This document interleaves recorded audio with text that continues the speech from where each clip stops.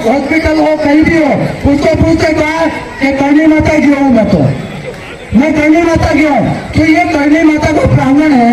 मैं चाहता हूँ कि ये जो राजीव गांधी स्टेडियम देवगढ़ है उसके आगे श्री करणी माता प्रांगण का दौर खुले। आपका समर्थन है कि तो निश्चित तौर पे हम चाहेंगे कि जहां से हमारा एंट्रेंस गेट है वहीं पे करणी माता कॉम्प्लेक्स के नाम से करणी माता पूरा कॉम्प्लेक्स के नाम से एक तो द्वार बने और इधर भी करणी माता कॉम्प्लेक्स लिखा दिया जाए। हमें पूरी खुशी है। नमस्कार, एक बार फिर से मैं हिमांशु आप सभी का जेएस 24 न्यूज में स्वागत करता हूं। रुक करते हैं आज का मुद्दा क्या है। मुद्दा बहुत गर्म है। जी हाँ, जैसा कि पूरे भारत में विजयदशमी का पर्व हर्ष और उल्लास के साथ मनाया जा रहा था। इसी के बीच देवगढ़ में जो 57 वर्षों से मेला लगता आ रहा था उसको इस बार स्थगित किया गया था। गोवंश में लंपी बीमारी के फैलने की वजह से और जो मेला था उसमें पानी की कमी जो देवगढ़ में 2 वर्षों से बारिश नहीं हुई उस वजह से मन सजा था रावण दहन और विजयदशमी पर्व मनाने के लिए। यहाँ के स्थानीय चेयरमैन अपना भाषण देने के लिए मंच पर चढ़े और कुछ ही देर में वह भाषण राजनीतिक गतिविधियां की ट्रेन बुलेट ट्रेन की तरह रफ्तार पकड़ चुका था। जो नाम परिवर्तन का बात कही थी और अपने भाषण में 16 मिनट का भाषण दिया था और उसमें नाम परिवर्तन और कई बातों में स्थानीय विधायक की तरफ इशारा करते हुए अपना भाषण दिया और विधायक से आश्वासन लेने की कोशिश की कि इसका नाम परिवर्तन कर यहाँ के जो स्थानीय जो मंदिर है कई वर्षों से करणी माता माँ का मंदिर है उसको उसी के नाम पर जो स्टेडियम और ये जो प्रांगण है उसका नाम रखा जाए। उसके बाद यहाँ के स्थानीय विधायक ने अपना भाषण प्रारंभ किया और कुछ ही मिनट में उन्होंने यह कह दिया कि ये जो पूरा प्रांगण है जो यहाँ फैला हुआ है 1.5 किलोमीटर के एरिया में उस पूरे प्रांगण का नाम मां करणी माता के नाम पर रख दिया जाए और स्टेडियम का नाम ही नहीं पूरे प्रांगण का नाम उनके नाम पर रखने की बात कही। तो चलिए जुड़ते हैं, देखते हैं किस प्रकार राजनीतिक मंच बना और किस प्रकार ये जो पर्व मनाया जा रहा था वो राजनीतिक मंच की तरफ रुख कर दिया था। तो जुड़ते हैं, देखते हैं उनका भाषण।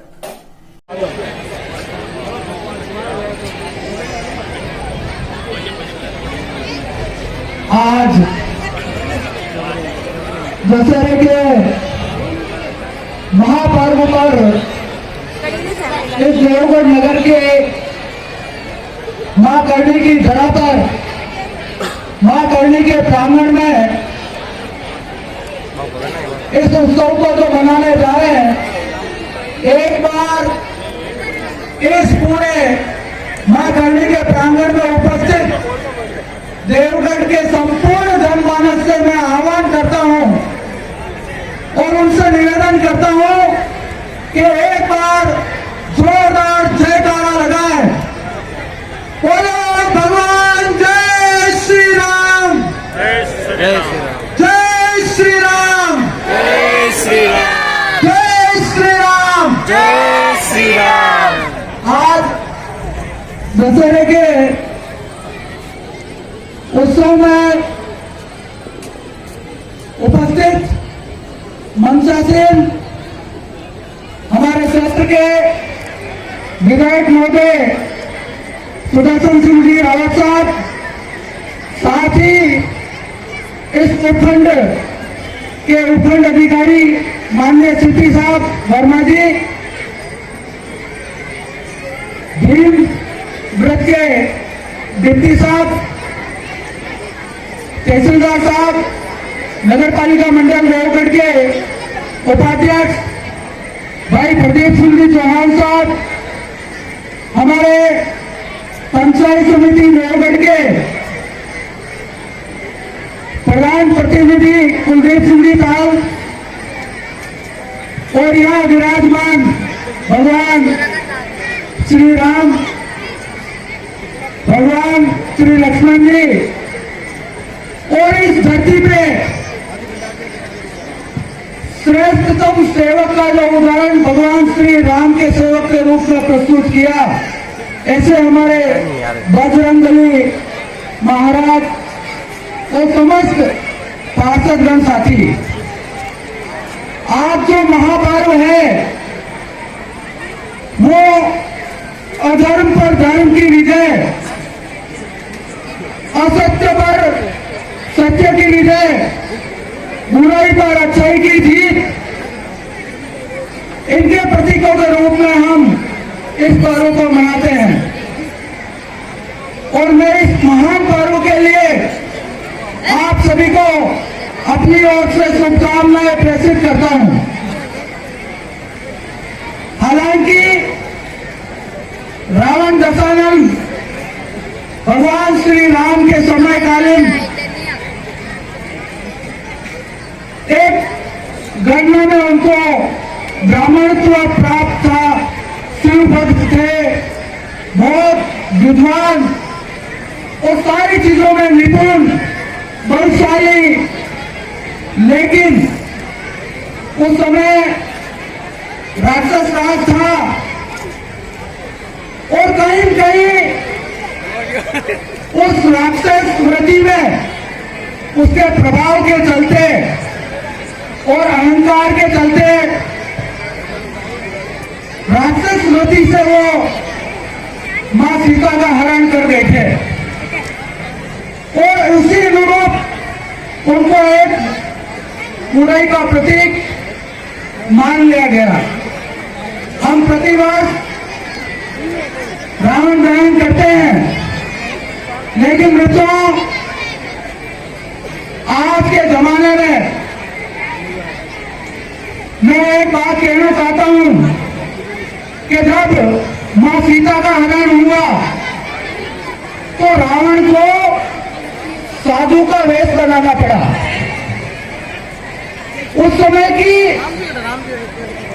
सबसे बुद्धिमती नारी मां सीता, और जब रावण साधु का वेश धर के आया तो साधु के वेश के कारण वो धोखा खा गए और उनका हरण कर लिया गया।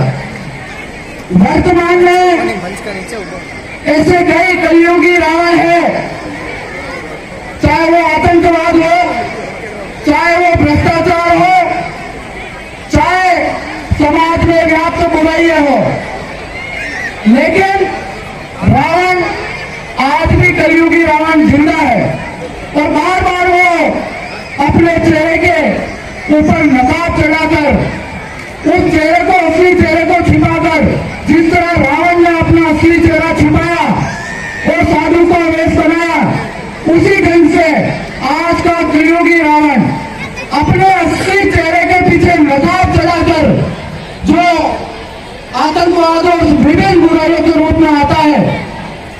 लेकिन पूर्व के जमाने में जब राक्षसों का बोलबाला था और उन्होंने भक्ति करके तरह तरह के वरदान प्राप्त किए, जैसा कि आप सबको विदित है कि रावण को वरदान था, अमृत कलश उनकी नाभि में उन्होंने छुपा कर रखा था। उसी तरह एक राक्षस थे हिरण्यकश्यप, उन्होंने भगवान से वरदान मांगा कि मैं दिन में मरूं न रात में मरूं, न घर में मरूं न बाहर मरूं, न सुबह मरूं न शाम मरूं। ऐसे विचित्र विचित्र उन्होंने वरदान मांगे हुए थे। एक था रक्तदीप, जब उसका वध होगा या उसका खून धरती पे गिरेगा तो उसकी अनेकों अनेक प्रतिलिपियां तैयार हो जाएगी। इस तरह असंख्य वरदान प्राप्त राक्षस असुर, लेकिन शास्त्रों में जो कहा गया है और जो वरदान था, उस वरदान को यथावत रखते हुए उन राक्षसों का वध उसी वरदान में से उसका रास्ता निकाल के किया गया। संदेश ये है कि बुराई कितनी भी बड़ी हो, कुरीति कितनी भी बड़ी हो, आतंकवाद कितना भी बड़ा हो, लेकिन उसे एक दिन समाप्त होना है। अभी 2 अक्टूबर को महात्मा गांधी का जन्म दिवस था चरित्र जब पढ़ते हैं, सत्य और अहिंसा तो बड़े कोटेशन थे उनके। और वास्तव में आज का जो पर्व है, सत्य बड़ा बलवान है, असत्य पर सत्य की विजय। इसलिए हमेशा सत्य खड़ा रहेगा, चाहे उसे आप परेशान कर सकते हैं, परास्त नहीं। दूसरी बात मैं यह कहना चाहता हूं कि बजरंगबली जो राम के बड़े भक्त कहलाए और श्रेष्ठतम जो विश्व में पूरा उदाहरण है, उनसे कोई दूसरा उदाहरण नहीं है। यदि हम निरंकारिता की बात करें, यानी अहंकार रहित निरंकारिता, तो हमें भगवान बजरंगबली से, हनुमान जी से यह सीखना चाहिए। जब माता सीता का हरण हो गया और ये दायित्व बजरंगबली एवं उनकी सेना को, समस्त अग्रजों थे वानर सेना में, उनको मिला कि माता सीता की खोज कैसे की जाए। और बजरंगबली भी मदन ऋषि के श्राप से खुद की ताकत और शक्तियां भूल बैठे। लेकिन जब जामवंत जी ने उनको याद दिलाया कि आप तो बड़े भाग्यशाली हो, आपको इतनी बड़ी ताकत दे रखी है, और जब उनको ताकत का एहसास कराया और निश्चित रूप से उन्होंने छलांग मारी वहां से, और कहते हैं वो जब छलांग मारी हनुमान जी ने, तो वो पहाड़ पाताल में चला गया। वो जनता की ओर, लंका की ओर उड़ चले। रास्ते में मिली सुरसा, और सुरसा मिली तो हनुमान जी की अनायास उनसे भेंट हो गई। और भेंट हुई तब सुरसा ने कहा कि मैं तुम्हें खाऊंगी, तुम्हारा भक्षण करूंगी। लेकिन जब हनुमान जी ने कहा मैं किसी भगवान के काम से, मेरे भगवान के आराध्य के काम से निकला हूं, मैं माता सीता की खोज में निकला हूं, वापस आऊं तब खा लेना, मेरे पास समय नहीं है। लेकिन सुरसा अड़ गई, नहीं खाऊंगी मैं। अरे भाई तू बाद में खा लेना, मैं आऊंगी तो आऊंगा वापस, तब खा लेना। लेकिन अड़ गई। तो सुरसा ने उनको खाने के लिए अपना मुंह 1 योजन का बनाया। तो बजरंगबली ने अपने आप को 2 योजन का कर लिया, और सुरसा ने अपने आप का मुंह 2 योजन का बनाया। तो बजरंगबली 4 योजन के हो गए। जब सुरसा ने 4 योजन का मुंह बनाया तो बजरंगबली 8 योजन के हो गए। और जब सुरसा ने 8 योजन का मुंह बनाया तो बजरंगबली 16 योजन के हो गए। और जब सुरसा ने 16 योजन का मुंह बनाया तो भगवान बजरंगबली 25 योजन के हो गए। और सुरसा ने जैसे ही 32 योजन का मुंह बनाया तो भगवान 64 योजन के हो गए। और सुरसा ने 64 योजन का जैसे ही मुंह बनाया और भगवान बजरंगबली छोटे से हो गए, और छोटे से होकर मुंह में चले गए, और मुंह में घुसते ही बाहर निकल गए। संदेश ये है कि जब भगवान को शक्ति दिखानी थी तो अपना विराट व्यक्तित्व, विराट रूप कर लिया, और बुद्धि चातुर्य जब दिखानी थी तो छोटे हो गए, और छोटे होते ही मुंह में चले आए, मुंह में घुस के वापिस आए। यानी बुद्धिमान व्यक्ति हमेशा छोटा बन के रहना पसंद करेगा। इसलिए निरंकारिता में श्रेष्ठ हमारा जो उदाहरण है वो बजरंगबली महाराज का है। और निश्चित रूप से आज हम इन सब जो घटनाक्रम है रामायण काल में, उनसे शिक्षा ले, प्रेरणा ले, और वास्तव में अपने आप को सतमार्ग पे चलाए। मैं जब ये अहिंसा और सत्य की बात कर रहा था, मैं विधायक महोदय से कहना चाहता हूं कि मैं 2006 में मोटरसाइकिल लाया, और आज भी वही मोटरसाइकिल है मेरे पास 2006 की। और उस समय मैंने उस पर लिखा था सत्य पथ गामिनी, और मेरी मोटरसाइकिल अगर देवगढ़ में कहीं भी खड़ी होगी या कहीं मांडावाड़ा या राजमंद भी खड़ी होगी तो उस मोटरसाइकिल को पूरा गांव जानता है। तो यही कहेंगे चेयरमैन साहब यही आसपास मौजूद है। यानी कि सत्य पे रास्ते पे चलने की प्रेरणा हमने बहुत पहले से ले ली और ये प्रेरणा हमें हमेशा एक सत्मार्ग की ओर चलाती है, उधर बढ़ाती है। दूसरी बात, जो सत्य के मार्ग पे चलेगा उसके अंदर भय का जो वातावरण होगा वो हमेशा के लिए समाप्त हो जाएगा। इसलिए सत्मार्ग पे चले, प्रभु की भी यही मंशा है। और आने वाले समय में मैं एक छोटा सा उदाहरण और दूंगा कि संकल्पों में शक्ति होनी चाहिए। यह हमारे प्रधानमंत्री मोदी जी के जीवन चरित्र में से मैं एक उदाहरण दूंगा। 18 जनवरी 1992 जब भारत में एकता यात्रा निकली और उस एकता यात्रा में मोदी जी मुरली मनोहर जी जोशी के साथ अयोध्या गए। तब पत्रकारों ने उनको पूछा था कि मोदी जी आप वापिस अयोध्या कब आएंगे? तो मोदी जी का जवाब था, जब भगवान श्री राम के मंदिर की नींव रखेंगे उस दिन मैं दोबारा अयोध्या आऊंगा, उससे पहले मैं पैर नहीं दूंगा। उनके संकल्पों की वृद्धि देखिए। एकता यात्रा निकाल रहे हैं, लाल चौक कश्मीर में झंडा फहराने जा रहे हैं, लेकिन 18 जनवरी को जो बयान दिया और उसी व्यक्तित्व ने, उनके संकल्पों ने 5 अगस्त 2020 को उसी भगवान श्री राम के मंदिर की नींव माननीय मोदी जी ने, देश के प्रधानमंत्री ने रखी। साथ ही उसी घटना से एक जुड़ा वृतांत और है। 18 जनवरी को मोदी जी अयोध्या में थे, 26 जनवरी को उन्होंने लाल चौक में झंडा फहराया, वो था धारा 370 को हटाने का।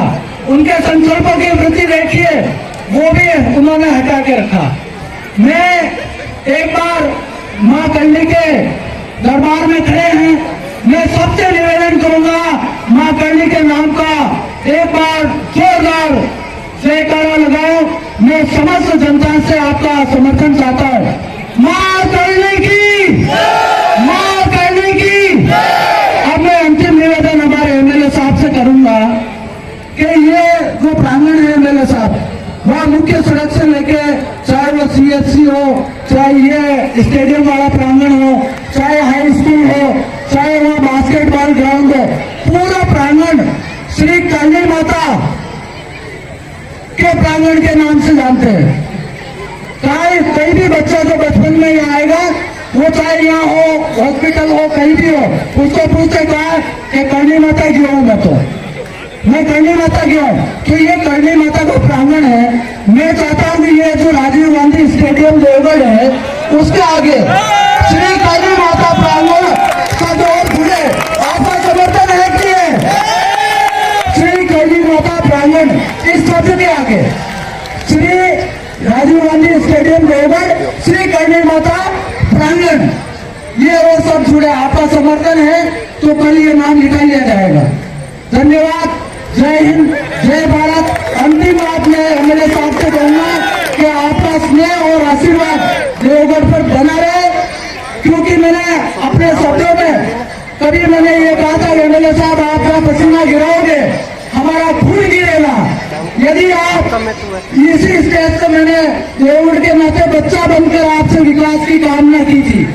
मैंने राजेश जी, नारायण सिंह जी, सभी वरिष्ठ पार्षदों से कहा था कि आप एक गाड़ी के सवार पहिए बन के चलो तो इस देवगढ़ की दूरी जो विकास की ओर अग्रसित होगी। करणी माता की कृपा बनी रहे। जय हिंद, जय भारत। मैं चाहूंगा कि आज असत्य पे सत्य की विजय हुई थी और भगवान श्री राम की इस विजय दिवस को विजयदशमी के तौर पर मना रहे हैं। तो सब लोग जोरदार तरीके से दोनों मिट्टी फूंक खींच करके जोरदार नारा लगाएं, जय श्री राम, जय श्री राम, जय श्री राम, जय श्री राम, जय श्री राम, जय श्री राम। इस विजयदशमी के इस पावन पवित्र अवसर पर इस करणी माता के प्रांगण में उपस्थित भगवान श्री राम, भगवान श्री लक्ष्मण, भगवान श्री हनुमान जी और यहां तमाम उपस्थित मंचासीन अतिथिगण, क्योंकि शोभालाल जी ने बहुत लंबा भाषण दे दिया। आप लोग सब आज विजयदशमी पे रावण दहन देखने आए हैं, तो मैं बहुत शॉर्ट में बोलूंगा था, बाकी सारी राजनीतिक बातें कर चुके हैं। तमाम सम्मानित मंच और आसपास उपस्थित तमाम देवगढ़ शहर के और आसपास के दूर दराज से पधारे हुए नौजवान साथियों, माताओं, बहनों और प्यारे बच्चों, आज असत्य पे सत्य की विजय हुई और ये उत्सव हम लोग सदियों से मनाते आ रहे हैं। और मुझे सबसे बड़ी तो इस बात की खुशी है कि वर्षों बाद शायद देवगढ़ की और आसपास के सभी लोग मिलजुल करके इतने अच्छे और व्यवस्थित तरीके से आप लोग विजयदशमी का आनंद ले रहे हैं। उसके लिए मैं जो बोर्ड ने, तत्कालीन बोर्ड ने ये स्टेडियम बनाया था, उनका बहुत बहुत दिल से आभार व्यक्त करता हूं। मैं चाहता हूं सब लोग तालियां बजा करके उनका धन्यवाद दें। आज इतने अच्छे तरीके से, मेरे ख्याल में कोटा में हो या निमाड़ा में हो, कहीं पर भी इतना अच्छे तरीके से विजयदशमी को देखने का अवसर लोगों को नहीं मिल पा रहा है। आप सभी लोगों की मंशा अनुसार ये इतने अच्छे तरीके से स्टेडियम संचालित हो रहा है और वर्तमान बोर्ड का भी मैं धन्यवाद दूंगा जो इसकी मेंटेनेंस और रखरखाव के लिए आप लोग काम कर रहे हैं, उसके लिए भी आप लोगों का बहुत बहुत धन्यवाद देता हूं। हम लोग राजनीति में एक दूसरे के खिलाफ चुनाव लड़ते हैं, आरोप प्रत्यारोप होते हैं, पर आज का दिन हम सब लोगों को मिल करके ये कामना करने का, ये प्रार्थना करने का दिन है कि रावण के दहन के साथ भीम और देवगढ़ के अंदर भी जो व्याप्त बीमारियां हैं, वो जो व्याप्त समस्याएं हैं, वो सब समाप्त हो और भगवान श्री राम के यहां से जाने के बाद जब रावण का दहन हो, उसकी पुतले के दहन के साथ ही इस पूरे भीम और देवगढ़ में तमाम समस्याओं का खात्मा हो। हम सब लोग मिलजुल करके काम करेंगे और मैंने हमेशा एक दिन से, जिस दिन से मैं काम कर रहा हूं, मेरा हमेशा सोच ये रही है कि सब मिलजुल के काम करेंगे। देवगढ़ के तमाम लोगों की अगर मंशा है तो निश्चित तौर पे हम चाहेंगे कि जहां से हमारा एंट्रेंस गेट है, वहीं पे करणी माता कॉम्प्लेक्स के नाम से, करणी माता पूरा कॉम्प्लेक्स के नाम से एक दो द्वार बने और इधर भी करणी माता कॉम्प्लेक्स लिखा दिया जाए। हमें पूरी खुशी है। अगर देवगढ़ के लोगों को इसमें खुशी है तो मुझे भी इसमें पूरी खुशी होगी। और मैं खुद माता का उपासक हूं, इसलिए मैं इस बात को मानता हूं, जन भावना अनुसार काम हो। जो चाहते हैं ये सब जनता का दिया लिया है, हम लोग सिर्फ इसमें ट्रस्टी के तौर पे हैं। एक ट्रस्टी के तौर पे हम लोग काम करने आता है ना। हमको इस विजयदशमी से ये भी सीखना चाहिए कि घमंड और गुरूर तो रावण का भी नहीं चला, तो घमंड और गुरूर हमारे अंदर नहीं होना चाहिए। घमंड और गुरूर तो सबका, रावण का भी खत्म हुआ। इसलिए बहुत अच्छी बातें सीख के जानी चाहिए और रात सब लोग पधारे। और अभी इतने लंबे भाषण को सुनने के मूड में कोई नहीं है। आप सब लोग विजयदशमी के उपलक्ष्य में सभी लोग पधारे। सबको पुनः बहुत बहुत बधाई, बहुत बहुत शुभकामनाएं। धन्यवाद। जय हिंद।